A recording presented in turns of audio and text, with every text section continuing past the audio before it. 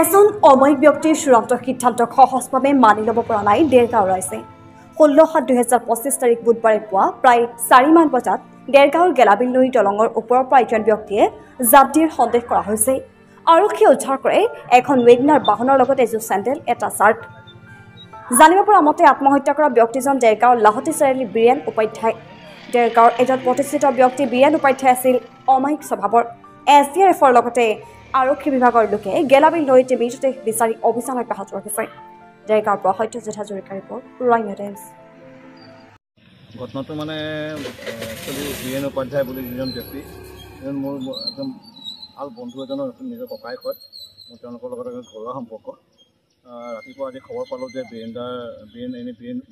বুলি মাতোঁ আমি।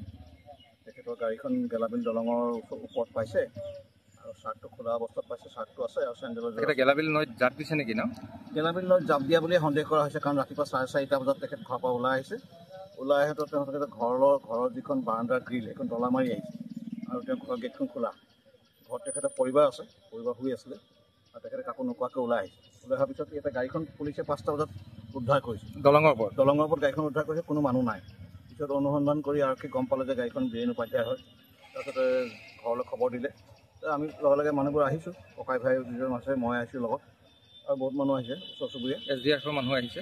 SDRFৰ মানুহ লাগি আছে। এতিয়ালৈকে ডেড বডি উদ্ধাৰ কৰিব পৰা নাই আৰু তেখেতে আত্মহত্যা কৰা যেনে লাগিছে।